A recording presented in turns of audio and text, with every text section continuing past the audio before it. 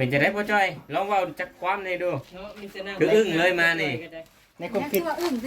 ดเห็นของทั้งพ่อจ้อยนี่เป็นจังไดอ่ะลูกเต้าสิกลับคืน กัน นี่ เรียบร้อยบ่คุยกันเรียบร้อยเพราะว่าบ่ได้ถึงลูกดอกอย่างว่าบ่ได้ถึงลูกดอกอย่างเนาะปกติเพราะว่าเฮามาคิดเห็นตอนไปเอาตะกี้คือว่าเติมนึงหั่นนะบัดนี้รู้สึกไดเนาะว่าแล้วว่ามือคือเก่าบ่ถือว่าเพิ่นยอมบ่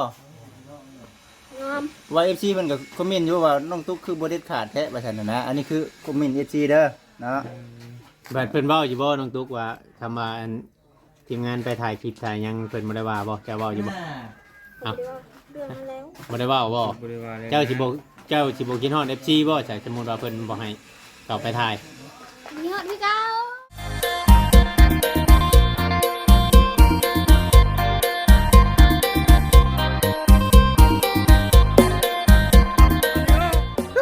เป็นยังว่านี่จังว่าเด้อโอ้เหี่ยวเหี้ยทั้งน่ะ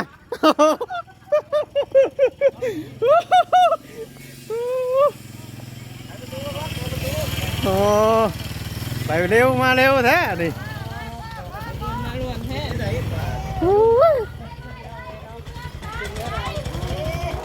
ไปไหนรั่วมาดิรั่วแท้บ่คือไปไว้มาไว้แท้ฮะ น้องตุ๊กเมารถแล้วน้องตุ๊กกลับมาก็ร้องไห้เลยเอาแล้วยังไงเอาแล้วเป็นยังไงหมดต้องถามไว้หมดพี่ดีใจคือว่าดีใจโอ้มีข่าวดีแล้วนี่ฮะผู้ใหญ่เมื่อบ่ว่าหยัง อ๋อ เมื่อจับพ่อจ้อยมาสัมภาษณ์เลยแบบนี้นะเมื่อโอ้มาสรุปบัดนี้บ่หายบ่ว่าคือเก่าจับมาอยู่โอ้ เลิกปะเอ้ยอย่าหายนู่นนะอย่าหาย ที่เมื่อมื้อนี้บ่มานี่เลย ว่าที่เอาเมื่อวันนี้แล้ว อันแรง มาอื่นเฮ็ดเวียกเลย อ๋ออ๋อ พี่เอ้ยอย่าหายนะพ่อเด้อมาถึงนี่แล้ว ว่าเต็มที่แล้วนี่ก็จะให้เหมือนกันเล่น ใช่อย่าพาปลุกลูกเด้อให้ลูกนอนก่อนเด้อพ่อจอยเด้อ นี่ก็จะให้เหมือนกันเด้เราปลากันเนาะต้องมาหาพ่อจอยก่อนนะพ่อจอยมาถามหน่อยนึงเป็นอะไรคือว่าสิให้เมื่อเจ้าบ่ได้ไปคุยในเรื่องนั้นบ่ใช่เรื่องที่ผ่านมา เจ้าก็เสียมาเมื่อน้กูก็ถามพ่อจ้อยเลย พ่อจ้อยย่างไปนั่งอยู่หน้าห้องน้ำตะเกียงว่าเจ้าน่ะมันถึงไหนเล็กๆหน่อยมันบ่นอนเวลาว่าพอเวลานะ ขอเวลา ในนึงเนาะ เดือดแห้งอะดีเรื่องนี่เนาะ ขออนุญาตให้พ่อจ้อยได้แล้วก็เสียงค่อยไร ใกล้ๆกัน ำเอาไทยใกล้เถอะ ว่าเรียงสัมภาษณ์ บอกเรียงสัมภาษณ์เลยก็ได้ถามทีละคนเนาะเรื่องราวเป็นยังไง สรุปแม่นข่อยบ่ ถามเลย สรุปเป็นเจ้า เอาสิถามด้วยก็แล้วกันเนาะไปเมื่อกี้นี่ไปเว้าในเรื่องแบบไรพ่อจอยคือว่านะเพื่อเพิ่นบ่ได้ให้ได้เครียดของว่าเพิ่นบ่ได้ให้แต่ไรมาอยู่แล้ว ว่าจะให้ว่าตุ๊กทำไหม พ่อจ้อย เดี๋ยวเขาหนังคนละแจก ดิพีดิ โอ้ พี เข้ากันนี่อยู่ใกล้ๆกันนี่อ่ะ นางน้องจะดีนี่ น้องยิงพอนะน้องยิงพอนะจ๊ะ จะดีอ่ะ ดีใจแห้ง เมาหลดอันนี้ เมารถชาเด้ง จะได้สิเมื่ออยู่น้ำปูน้ำยาแต่บ่บัดนี้ มาแล้ว สิเมื่อมื้อนี้เลยต่อดีใจน้ำดีใจน้ำ อย่าหายนะพ่อเลย ตุ๊กดีใจแห้งจะสิหายแล้วเนี่ย ดีให้เป็นจะได้พ่อจ้อยลองเว้าจักความในดูคืออึ้งเลยมานี่ ในความคิด อื่นสิ ในความคิดเห็นของทั้งพ่อจ้อยนี่เป็นจังไดอ่ะลูกเต้าสิกลับคืน กัน นี่ เรียบร้อยบ่คุยกันเรียบร้อย เพราะว่า บ่ได้ถึงลูกดอกอย่างว่าบ่ได้ถึงลูกดอกอย่างเนาะปกติ เพราะว่าเฮามาคิดเห็นตอนไปเอาตะกี้คือว่าเติมนึงหั่นนะบัดนี้รู้สึกไดเนาะว่าแล้วว่ามือคือเก่าบ่ถือว่าเพิ่นยอมบ่ งอม ว่า FC เพิ่นก็คอมเมนต์อยู่ว่าน้องตุ๊กคือบ่เด็ดขาดแท้ว่าซั่นน่ะนะอันนี้คือคอมเมนต์ FC เด้อเนาะ บัดเพิ่นเว้าอยู่บ่น้องตุ๊กว่าคำว่าอันทีมงานไปถ่ายคลิปถ่ายหยังเพิ่นบ่ได้ว่าบ่เจ้าเว้าอยู่บ่ เดือนมาแล้ว บ่ได้เว้าบ่เจ้าสิบ่คิดฮอด FC บ่ใช่สมมุติว่าเพิ่นบ่ให้เข้าไปถ่าย มีฮอดพี่เก้า ฮอดกันได้ไผสิกล้าเขา บ่ได้กล้าเข้าได้เนาะ เนาะ กลับไปได้กลับไปคุณเนาะ ไปบ่ได้ เคยมีประสบการณ์เนาะ โอเค ฮะ เบิร์ดเจ้ามาดิ ฮะ เบิร์ดซีดตำหัวเฮาเออ มันบ่แม่นว่ามีแต่ว่าแสนและเบิดชิดก็คือว่าอยากลายคนอยู่ได้ข่อยว่า หลายคนดู ใครต่ำหัวน่ะ ฮะ ใครต่ำหัว ตำหัวตำซัว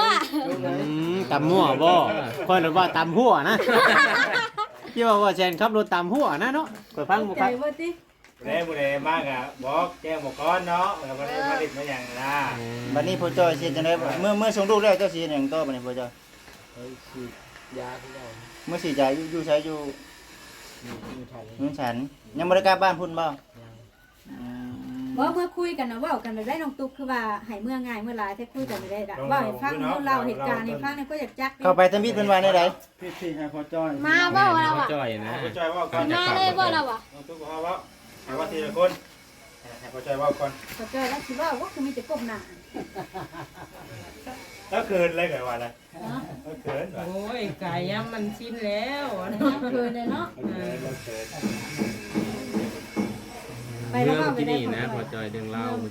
เล่ากัน ก่อนที่ให้ทั้งลูกไข่กับหลานสาวเมื่อหานี่แล้วเว้าได้ทางไหนจ้ะ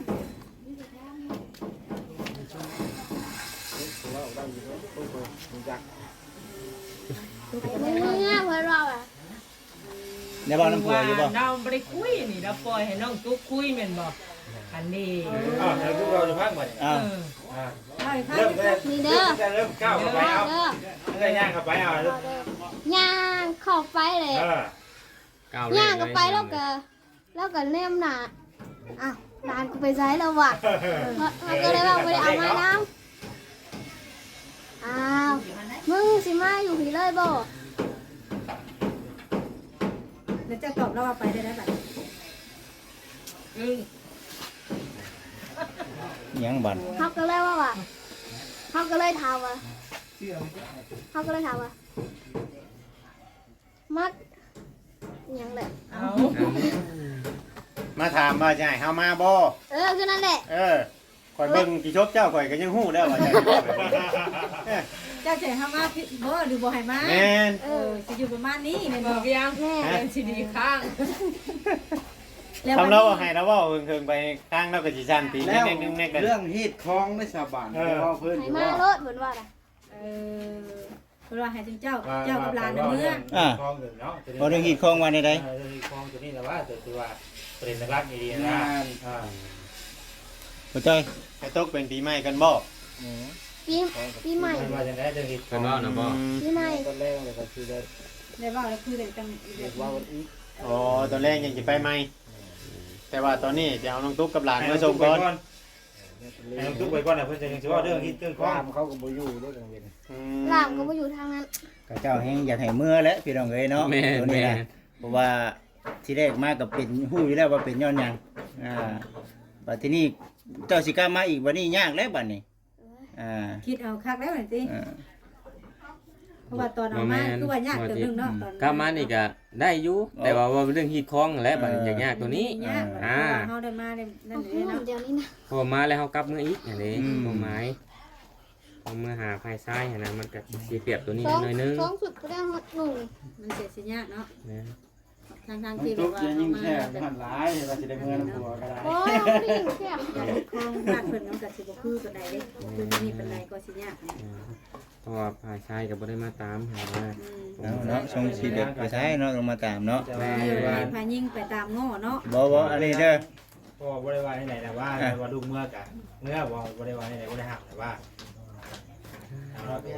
ดองแก้วสอง ว่าถ้าว่าถือว่าเป็นว่าคุยกันถือกันแล้วกัน ดี เขาจะคอยคุยกันน้ำหลังก็ได้นะคุยกัน ประเด็นคุณเนี่ยเราจะไปคุยเอาพวกหลานพวกยังไปคุยแต่ว่าตอนนี้เราเคยมาถามเบิ่งในชื่อเขาเมื่อไหร่ก็มีแต่ว่าให้เขาอยู่ร่วมกันแต่ผู้ใหญ่คุยกันเองบัดเล็กน้อยเมื่อไรเขาก็ได้อยู่ร่วมกันแล้วมีลูกมีเต้าแล้วแบบมีน้าน้องพ่อจ้อย อยากให้พากันได้เนาะน้องตุ๊ก ยิ้มเงิน4ล้านเนาะ แม่น พ่อจ้อยกุ้มใจบ่หรือว่าจะได้พ่อจ้อยเดี๋ยวนี้รู้สึกในได้ตอนนี้เขาเบิ่งคือกุ้มใจให้เบิ่งคือเลยแต่ว่าเราเป็นนี่บ่ มาหู้แล้ว เขิน นี่เด้เนาะ แบบนี้ เบิ่งในบางอย่างเต้นสุก บางอย่างอะไรก็หลายอย่างลงไป วันนี้หลังจากที่ว่าเจ้าว่าชีให้เฮาอยู่หรือบ่อยู่แล้วเจ้าเพิ่นว่าให้เจ้าเมื่อบอกไปน้องตุ๊ก ให้เมื่อ แต่เจ้าตอบเพิ่นว่าสิเมื่อแล้วเจ้าว่าสิเมื่อแล้ววันนี้เพิ่นว่าเพิ่นสิบ่เฮ็ดคือเก่า ไผเป็นคนบอกน้องตุ๊กน้ำเจ้าน่ะ ใครเป็นคนเว้า เบิดมาคนนั่นแหละ ผัวก็อยู่หันบ่ผัวอยู่บ่ เงยหน้าขึ้นน้ำไม่ผัวบ่ได้อยู่ แม่งติด มีแต่ปู่ย่า นี่แต่ลูกแล้วก็คือ เอาผัวตัวไปใช้สาวไปถามเพิ่นบ่ ไปฉีดยา2 คนเด้มานี่ ฉีดยายังไง ยาขยะ โอ้ ไปฉีดยาคือบ่จอยไปอยู่นะ 2 คนเล่มมือสื่อนะ พุดไผสิพุดฮอดได้เวลาพุด เพิ่นก็ดีใจแม่นบ่ดีใจอยู่บ่เขาว่าเพิ่นจำเพิ่นดีใจอยู่บ่บ่แม่นเจ้าดีใจภายเดียวจ้ะ แล่นไปหาว่าเอาร้านกูได้อีนี่แล้ววะเขาบ่ได้เอามานำโอ้ย ไม่ง่าย กูอดฟ้าแล่น ใจ ไป เย็ หาน ชุด เรา เลยว่าจะมาห้ามเอาลาน โดย มาฮอดแบบบ่เห็นลานบัดนี้อยากกันบ่คือเก่า ทำขึ้นเมื่อเขา แต่เราก็เพลงละนักขนาดเลยเนาะตีเราเลยว่าเนาะเป็นทหารเพลง โอ้ยแบบวัดดิผ้าหัวได้ นั่นนะอายุอยู่บ่เป็นไก่เพราะแม่นำโทษเพิ่นน่ะ เบิ่งไปฟังไปซะพี่น้องเนาะสิเป็นได้ดังใจคือว่า สิเมื่อเลยบ่นี่ ฮะ โยเจ้ากับสิเมื่อแล้วผมสิเมื่อกันแล้วไปกันได้ นอนน้อยๆแล้วตื่นไปได้จังเลยนะ จะมองไงเนาะ แม่ เพิ่นนอนนี่เมื่อกี้นี่ก็ให้ได้ตอนเจ้าเมื่อบางนึงเจ้าเมื่อวิทย์นึงก็ให้ ลูกตื่นก่อนสิพาออกไปใช้ เดี๋ยวจะบ่ฮอด นั่นน่ะมันสิให้ มีแต่ว่า ตอนนี้ก็ฮ้อนแดดบ่แม่นหยังหรอกแดดอ่อนนี่จังพาลูกพาเต้าเมื่อ มีแต่ว่าแบบนี้เด้อน้องตุ๊กเด้อถ้าหากว่าเทื่อหน้าเทื่อในคันอยากมาดินน้ำเอื้อยน้ำพ่อน้ำแม่กับมาช่วงกลางเว้นเอามาช่วงลึกๆคือมื้อนั้นน่ะมันเป็นแบบแตกตื่นเนาะมันบ่คือเนาะกันว่ามาดินที่ชื่อหั่นนะ มากลางคืนมันก็หลายคนมอง กันไปบอกผัวมาส่งก็ได้สิให้พ่อให้แม่ทั้งนี้มาเอาแหละเพิ่นก็เฮ็ดเวียกเมื่อยบ่แห้งแล้ว บอกบ่ดีเนาะ แม่นบ่มีเงินมีค้ำก็เห็นบ่บักไก่ๆก็ยังได้มา ทำจังมาหักเอาข่อยได้เท้า ว่าบอกกันจังนี้เด้ คัน เนาะ เอิ้นเถาเลยบ่ได้ อ้าวผัวกับเมียคือเบิ่งว่าพี่บ่ติดเอิ้นเมียเราเนาะแก้มพร้อมลงเพลง แม่นคือแบบนี้เด้อ ผัวกับเมียเจ้าห้องไปได้จังห้องฮะเจ้าห้องผัวเจ้าห้องไปได้สักเจ้าห้องแบบนี้บ่ มีแต่เอิ้นอ้ายได้แล้วใหญ่กว่าเฮานี่ เพิ่นให้ ง่ายก็ได้ เพราะว่าตะกี้แต่ท่านได้เป็นผัวเป็นเมียกันกับน้องตุ๊กเราเอิ้นอ้ายแต่ได้มาเลยนะเพราะว่าเขาอยู่หันเด้จ้ะ เนาะ อยู่อ้ายแน่ กับกล้องไปใช้คือแบบนี้คันว่า พี่น้องเลยเนาะประมาณนี้แหละพี่น้องบ่เวียงสิบ่พอทายเว้ายังเงียบยาวเพราะว่าในเรื่องมันแบบนี้เนาะเพียงเนาะทางพ่อจอยเราสิไปคุยกำลังอันนี้แค่เอาน้องตุ๊กเมื่อพี่น้องเนาะเอาน้องตุ๊กเมื่อนั่นน่ะชื่อพี่น้องเลยเนาะเอาน้องตุ๊กเมื่อส่งว่าง่ายๆซะเอาน้องตุ๊กเมื่อส่งแล้วก็น้องตุ๊กเข้าไปเองอีก ว้าวโอ้คือบ่ว่า มาหยังแต่ข่อยยังยาเลยเนาะเบาแต่ข่อยยังยาเลยยังยาแล้วโอ้ย เป็นตาตีอีหลีคนนี่ เอาเห็นนะเห็นนะ อย่างนี้ล่ะคือผมไม่ขึ้น หลายคน หลายคนก็สูบบ่ได้ หลายคนแฮง สูบบ่ได้เดี๋ยวคนบ่ทายดีกว่าแล้วมัน พี่น้องคลิปนี้ก็สิประมาณนี้ ผิดพลาดก็ต้องกราบขอโทษขออภัยเด้อพี่น้องเนาะสรุปแล้วพี่น้องไอ้คลิปนี้นะมาเวียงสิสรุปสั้นๆให้ FC ฟังแล้วก็พ่อแม่พี่น้องฟังไปพร้อมๆกัน เรื่องได้นะ เรื่องน้องตุ๊กเมื่อในมื้อนี้ว่าพ่อจอยเอาน้องตุ๊กเข้าไปถามนำบ่แม่นพี่น้องไอ้เนาะ มาได้ล่ะ ไปจอดไว้หิมทางหันแล้วก็ทางน้องตุ๊กนี่เล่นเข้าไปผู้เดียวเล่นเข้าไปแล้วไปถามปู่ย่าให้เฮามาบ่คือบ่ให้มามึงบัดสิอยู่หยังเราอ่ะเอาหลานกูมาเราอ่ะก็เลยกลับมาเอาละลูกเมื่อบัด ก็คิดฮอดเนาะ แม่นก็เลยสรุปแล้วทางพ่อจอยยังบ่ได้คุยกับเกี่ยวกับรองแล้วก็เพิ่นบ่ได้ว่าหยังก็มีแต่ว่าจะเอาน้องตุ๊กมาส่งซื่อ มีแต่ว่าเอามื้อนี้เจ้าผู้ฮู้จักกันผู้ฮักแพงกันกับพ่อจ้อยก็ให้ความแนะนำเราตื้มแม่นอยู่เราเป็นผู้ใหญ่แต่ว่าเฮาเป็นที่ปรึกษาแล้วเราสิเอาความบอกความกันนี่